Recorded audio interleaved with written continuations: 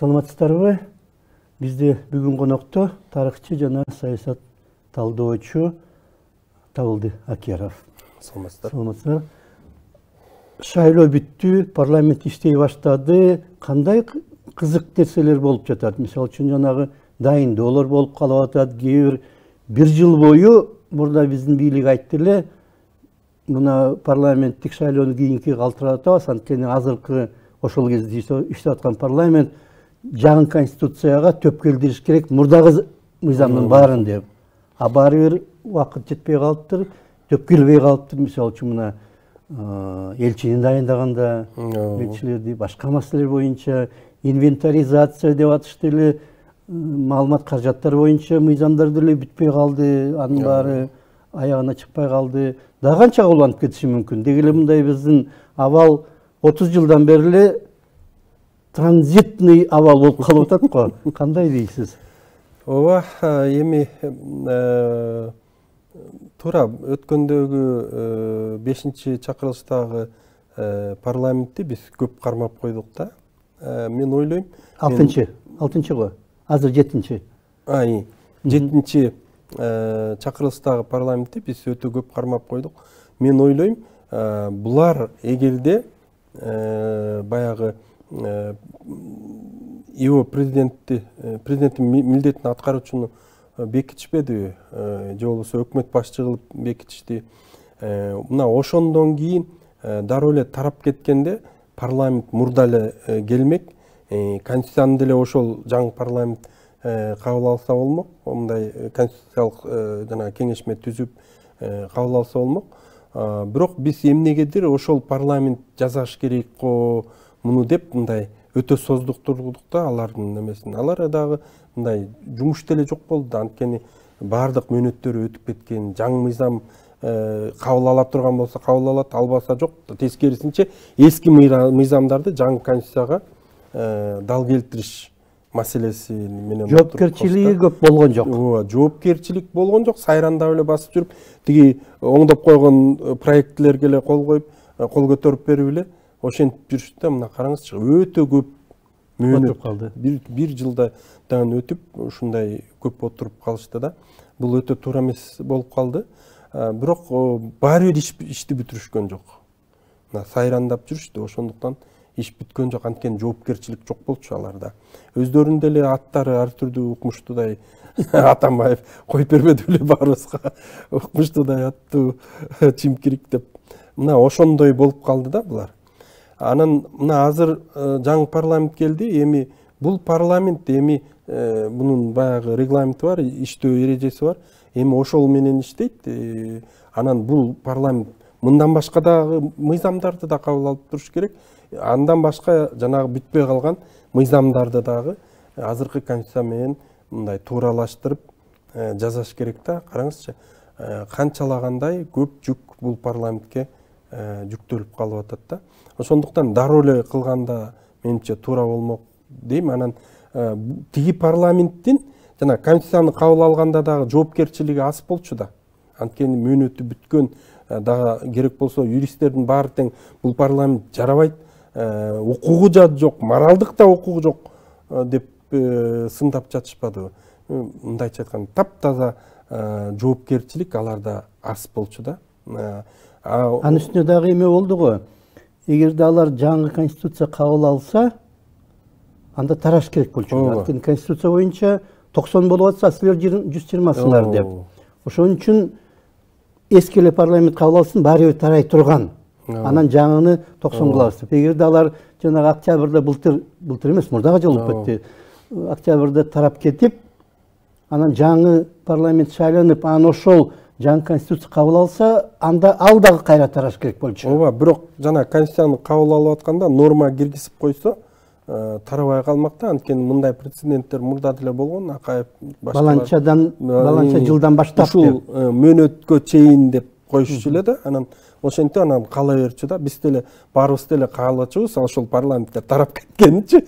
Бирок жанагындай норма менен алар өздөрүн бекитип алып эле иштеп өзүнүн мөөнөтүнө акырына чейин иштейт. Анткени жана конституцияны Акаевтар көп алмаштырып атты го ошондо. Жана 3 жыл калса же 2 жыл калса 2 жыл эми кетип каласыңар, мейли компромисс кылалы, силер аягына чейин иштейли, бирок конституцияны кабыл алып бергиле деп ошондой бир оюн болгон. Соода менен чечилчү эле да. Анан ошондой вариант деле кылып койсо, менимче конституциядагы мындан да жакшы болмок беле дейм да.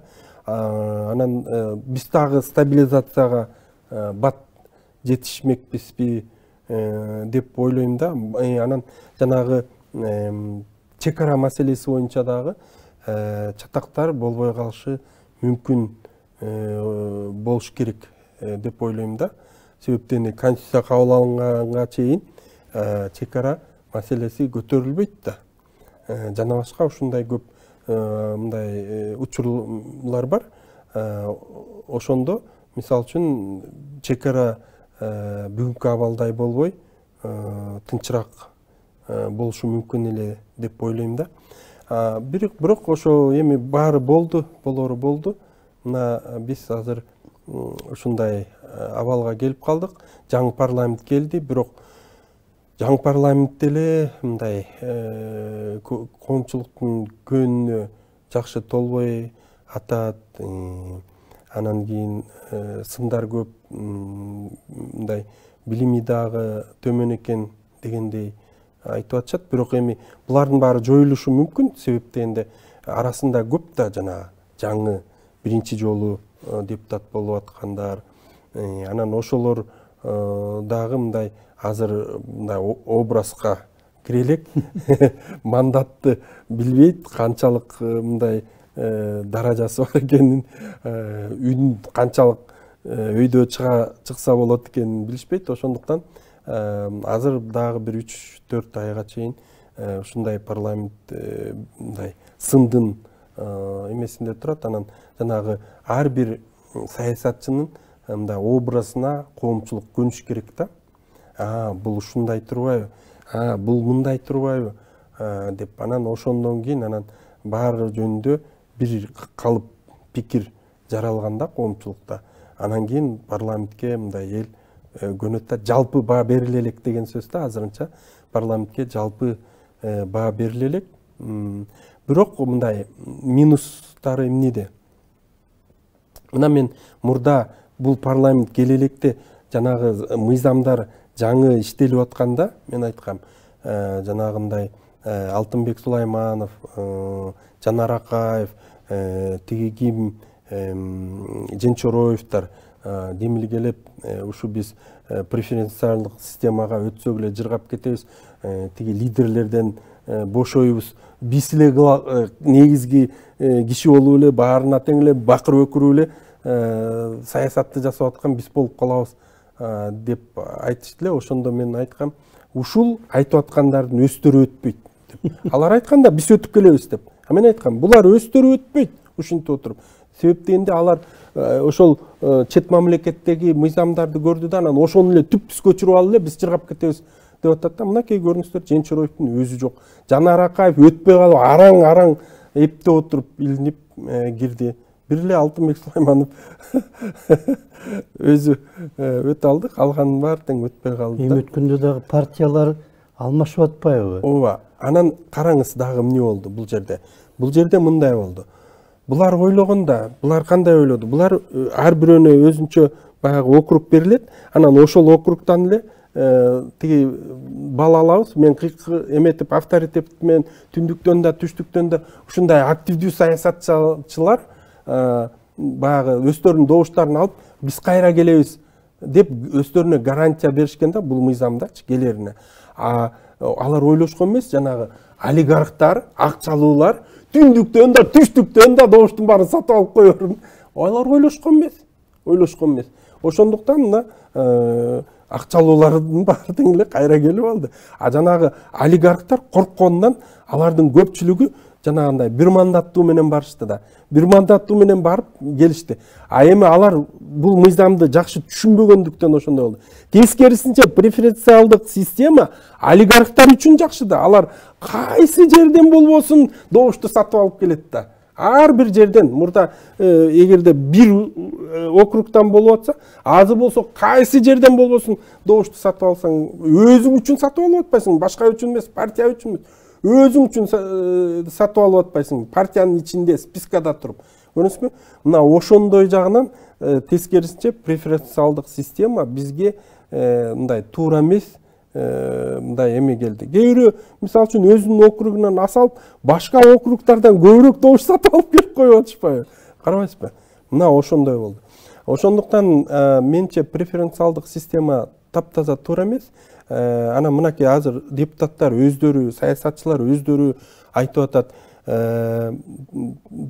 Кыргызстандын түндүгүнөн 30га да жетпейт депутат. 30га да жетпейт. Калган баары тең түштүк регионунан болуп калды. Эмне деп сүйлөшүлдү эле? Буга чейин эмне деп? Ар бир жерге депутат болуш керек деп айтылып атпады беле? Азыр болсо мына айтып жүрүшөт, түндүктө депутат аз болуп калыптыр деп айтып атат. Себеп дегенде преференциалдык системада бул тизме турат. Анан тизмеде бүт баары тең кайсы жерден болбосун тиги добушту сатып алып келе, авторитет менен алып келе берет. Эме регион чектелбейт. Жана мисалы үчүн башка жактын тиги тизмеде турат да, тизмеден анан утуп чыкканы алдыга чыгып атпайбы? Ошондо регион каралбай калып атпайбы? Округ каралбай калып атат жада калса. Округта каралбай калат да, анан кээ бир округтарга керек болсо депутат жок болуп калып атпайбы? Тескерисинче Кыргызстанга преференциалдык система таптаза туура эмес экендиги көрүнүп атат да. Мына ошондой абалга келип калдык. Улам башка ыкманы тандап отуруп, эмнеге кабылдык биз? Мына президенттик бийлик туура эмес экен деп парламенттикке өтүп алып, аны дагы жакшылыктуу жазай албай, эмне үчүн мындай биздин коомго эч нерсе жарашпайт? Жок, биздин коомдо бүт баардыгы тең мындай, баары тең кудай болгусу келет экен да. Жалпы бүт баары эле кудай болуп эле басып жүргүсү келет. Деги бир мындай карапайым болгусу келбейт экен да. Мисалы үчүн эмне үчүн жана преференциалдыкка? Анткени биз лидерге баш ийип калып атабыз. Лидердин саясатын жүргүзүп атат. Саясатын жүргүзгүң келбесе партиясынан чыгып кетпейсиң. Ошо да. Эркексиңби, чыгып алып кетип кал да. Жок, чыккысы келбейт. Лидерге баш ийгиси келет. Партияда деген идеология, саясат, бирдеме деген болуш керек да. Антпесең партия эмес да, тартип болуш керек да. Антпесең партия эмес. Буларга тартип качан келет? Качан гана шайлоо болгондо жана жаш балдар үчүн тартип керек да. Жаш балдардын баарына тең желекти берип коет бирден, баарын тең шагайт этип бастыртып коет, ырдатып коет, баягы элге мындай эме кылып көрсөтүш үчүн гана буларга тартип да керек, идеология да керек, башка. Башка учурда булар король болгусу келет, кудай болгусу келет, эчтеке эметпей, лидерден дагы, партиядан дагы көз карандысыз болгусу келип атпайбы? Эч нерсеге жооп бербейт. Анан ошондуктан мына ушундай абалга келип атабыз да. Мисалы үчүн эмне үчүн жанагы Акаев 8-9 жолу конституциясын алмаштырып атат. Андан кийинкилер, Текебаев конституция алып алыптыр деп Текебаевдикин эметип атат. Анан Атамбаев конституция алып аныкын эметип атышат. Анткени баары тең эле конституцияны алмаштырса, бул жаңы мамлекетти түзгөн киши катары тарыкка калам деп ойлоп атышат да.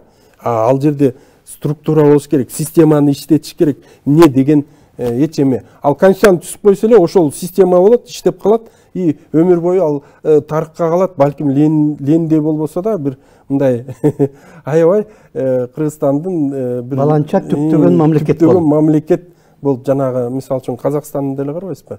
Нурсултан Назарбаев түзгөн мамлекет кылып калтырыш максат болуп калбадыбы? Себеп дегенде керек болсо Путин өзү айтып атпайбы, казактарда мамлекет жок деп. Анткени билип атат да тигилер эмне кылып атканын. Ошентип атпайбы? Караңызчы кандай.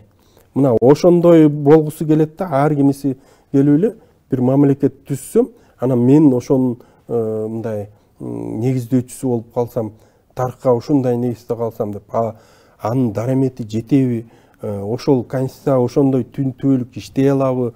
жана башка маселелерди эч өлкөнү көтөрүп кете аламбы, экономиканы өнүктүрө аламбы деп мындай эч ким мындай ойлонгусу келбейт да. Ойлойт мен колуман келет деп. Мейли келип бийликке отургандан кийин колунан келбери көрүнүп калып атпайбы? Колунан келбейт. Атамбаев деле тиги конституцияны Текебаев жасап берди. Анан Текебаев жасап берген конституцияга кайра өзү каршы канча жолу эметип, анан керек болсо өзгөртүп тынам деди. Андан кийин конституциясы да жок болду. Мына карабайсызбы? Ушундай бир кызык баягы амбицияга берилгендик менен биз элди да кыйнап атышат, өздөрү да кыйналып атат. Мынакей азыр эми бошоно албай отурат. Ушундай бир жаман абал болуп атат да. Ошого эми өкүнүчтүү, бирок ар бир президент келгенде мындай ойлойсуң да, Кудай эми ушун менен баары жакшы болуп кетсе экен деп ойлойсуң да. Бирок мындай башы жакшы болуп келип эле, анан кийинчерээк бир бале болуп эле, баягы эски орууга кабылып эле аягы жаман бүтүп калып атат да. Өкүнүчтүү, эми 30 жылдан бери биз мындай парламент катары калыптандыра албай коюп да. Президенттик системада деле, парламенттик системада деле, жарым парламенттик болсо да, парламент катары калыптандыра албай койдук да. Ошонусу өкүнүчтүү. Ошондуктан мына азыр коомчулук шайлоого да ишенбейт, келбейт. Мынакей 30% араң келип, ошонун негизинде парламентти шайлап атабыз да. Бул да өкүнүчтүү. Аябай эки район мынакей таптаза баарына каршы. Эл чарчап калды да уже анткени. Баарына каршы. Мына Казакстанда айта кеттиңер. Аябай өкүнүчтүү окуя болду. 30 жыл бою мамлекетти дүңгүрөтүп отурган адам чыгып, мен жөнөкөйлүү пенсионермин деп сүйлөп атат. Кандай сабак алыш керек Кыргызстан? Эмне кылбаш керек экенин түшүндүк биз.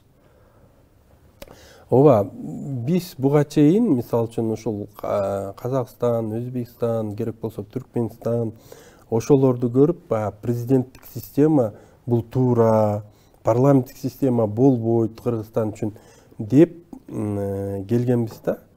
Бирок мен баягы өзүм тарыхчы катары баштан эле айтып келатам, кыргыздар эч убакта президенттик же болбосо хандык системада жашаган эмес.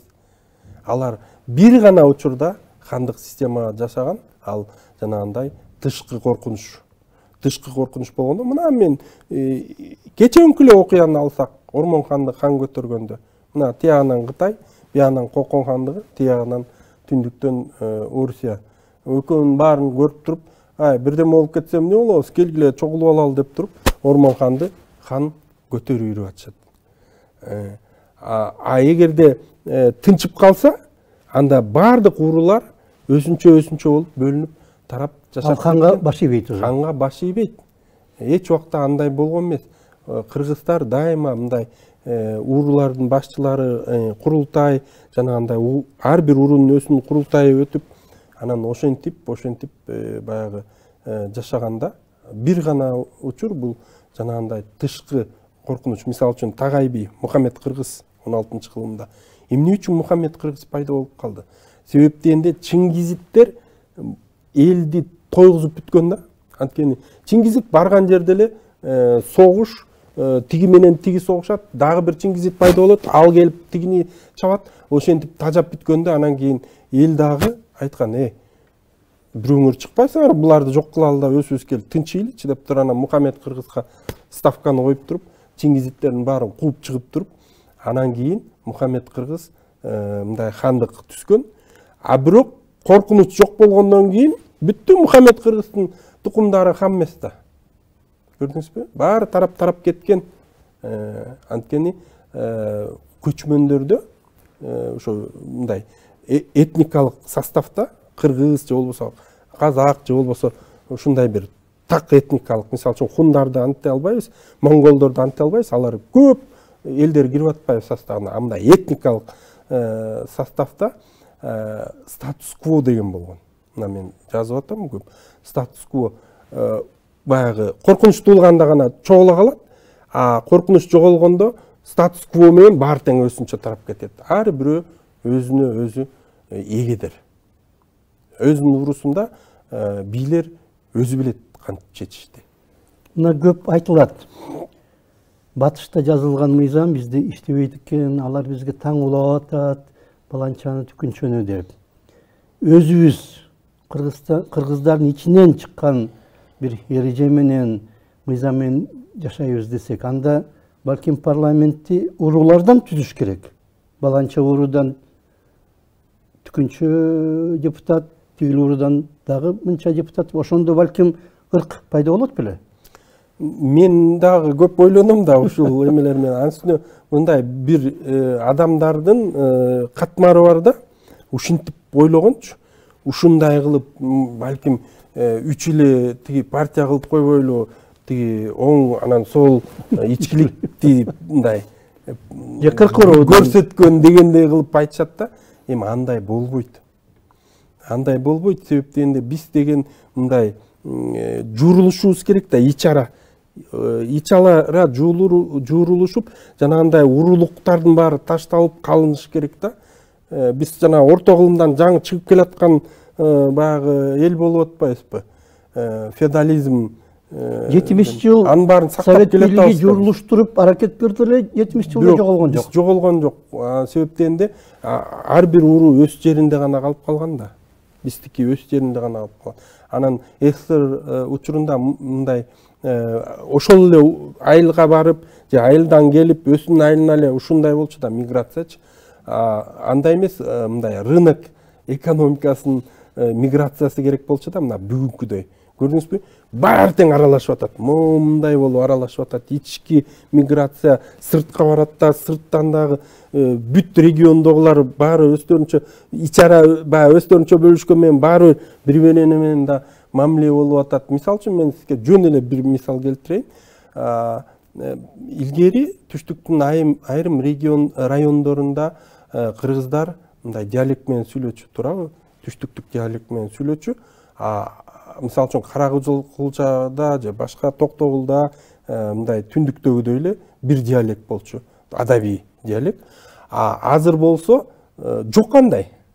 Көрдүңүзбү? Себептен рынок экономикасы ушунчалык бизди мындай чырмаштырды, бизде диалект калбай калды. Анда мында гана болбосо диалект жоголду. Мынакей ушундай болуп, кан дагы ошондой болуп аралашыш керек да. Кан дагы аралашып, жанагындай уру тиги бу дегендин баары, урук, клан дегендин баары жоголуш керек да. Мына ошондо анан коомдун бир чоң баскычына өтөбүз. Биз ошондуктан мындай бизге тескерисинче мындай батыштан жанагы биз качып кете албайбыз анданчы. Бүт коом өттү да ошону. Мына эң бизден да жаман уру болуп жашаган Турция, мусулманчылык бизден да катуу болгон Турция ошондой болуп туруп азыр мына партиялык системада эле жашап атпайбы. Япония, Турция деле бүт мыйзамдарын түп-түз тиги Европанын эле мыйзамдарын баарын көчүрүп алышкан. Ошол мыйзамдар менен жашаган, мына момундай килейген сон мамлекет куруп алды. Тиги Япония деле ошондой. Японияны тиги согуштан кийин жанагы Аденаурдун программасына кирип туруп бүт керек болсо конституциясында батыштан жасап келип берип коюшкан. Батыш жазып берген да. Жазып берген. Мынантип жашайсыңар деп. Мынантип жашайсыңар, мына конституция менен жашагыла деп. Азыр карачы кандай гана мамлекет. Ошол эле Японияда. Ошол эле Японияда саясий жагынан партиялар чын эле бар. Бирок депутаттар, атасы депутат болсо, баласы да ошол префектурадан депутат болот. Анын небереси дагы ошол эле префектурадан депутат болот. Жердешчилик. Клан. Экинчиден, жанагы чоң корпорациялар, жанагы Hitachi же башка сыяктуу чоң корпорациялар баары уруучулук жагынан түзүлгөн. Бир уруунун корпорациясы. Алар аябай намысын коргойт. Биздин уруунун эмесин бир жаман сөз тийбесин дегендей кылып иштеп атат. Японияда. Батыштын дагы мыйзамдары, эрежелери, өзүнүн дагы илгерки эрежелери. Болот экен да айкалыштырса. Болот. А биздики тиги деле жарабайт, бу деле жарабайт, тиги деле жаман, бу деле жаман болуп калып атат. Ошондой да биздики анткени мына көпчүлүгүндө мен мындай дайыма айтып келем.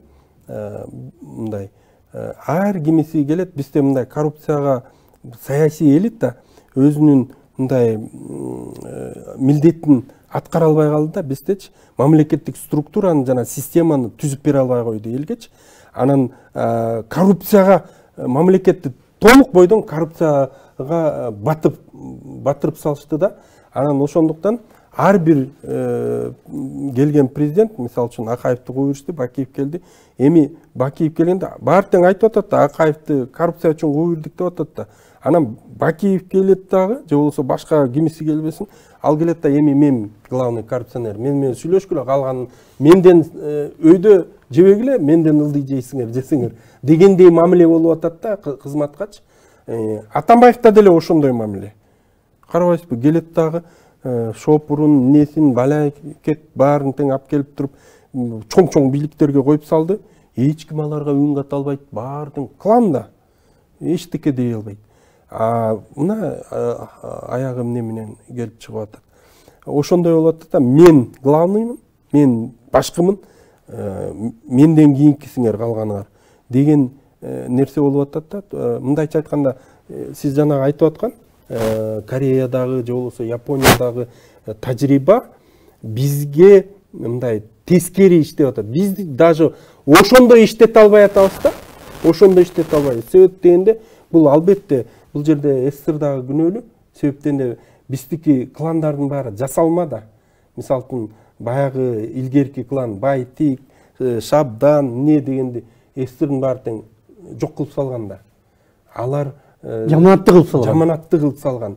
Аларды мындай коомчулук туура кабыл албай калды. А эгер бизде мисалы үчүн мүмкүнчүлүк бар болчу, мисалы үчүн Литва, Латвия эмнелер эмне үчүн ушундай бат чыгып атат.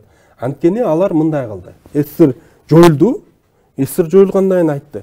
Баягы кландардын чоңдору, балдары, тиги тукумдары, өз жериңерди алгыңар келсе, өзүңөрдүн жериңерди алгыла деп мүмкүнчүлүк берди. Албасаңар анда биз элге бөлүп беребиз деп. Анан жанагы тукумдар барды дагы, кайсы жерде эмне калса, мүлк, мисалы үчүн ошол жерде чоң атасынын үйү калганбы, дагы бирдеме имение деп коет го орустарда.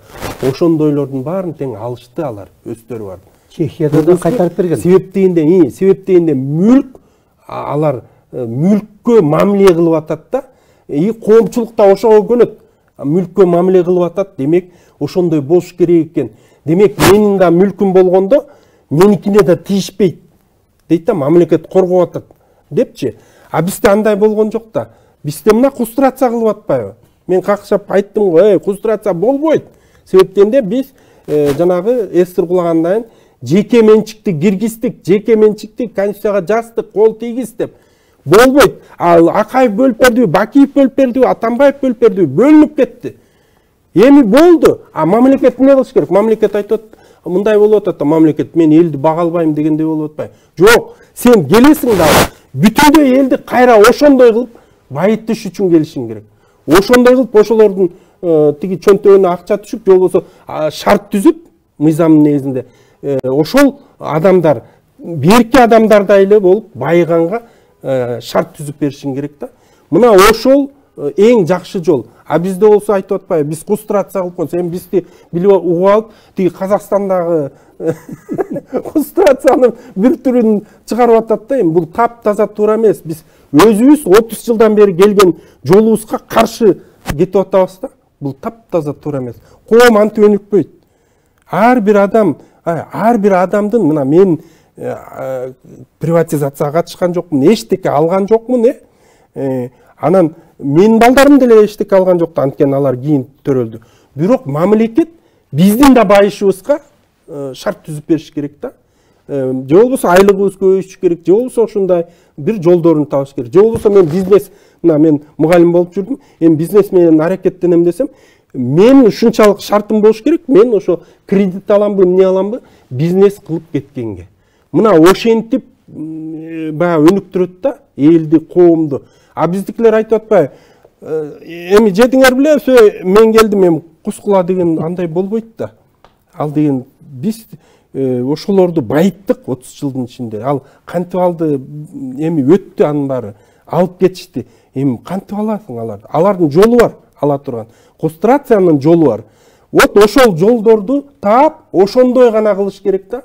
Мына Грузиянын Саакашвили айтып атпайбы? Баары тең ойлогонда Саакашвили баарын тең кустуруп эле мамлекет түзүп койду экен. Айтпадыбы? Мен деген эч бирөөнүн дагы мүлкүн алган жокмун дебеди. Мен 5 эле бизнесмен менен сүйлөштүм. Ошо 5 кишиге сурандым дейт. Тартып алган жок, сурандым дейт. Ушундай акча бергилечи мага. Анан кийин мен элди көтөрөйүн деп. Анан тигилер макул деп туруп анан 5 адам канча бир миллиондогон акчаларды берген. Ошонун акча менен анан акырындык менен жыла баштаганда калган бир дагы бизнесменге бап таптаза тийген жокмун дейт. Тескерисинче баарына тең мыйзамдардын баарын сонун кылып батыштыктагыдай кылып түзүп бердим. Ошону менен анан биз өнүгүп кеттик деп атат да. Убактыбыз бүтүп калыптыр. Түштүк Кореяда ушундай болгон да. Ооба. Рахмат сизге. Бизде конокто тарыхчы жана саясат талдоочу Табылды Акеров болду. Рахмат сизге. Саламат болуңуздар.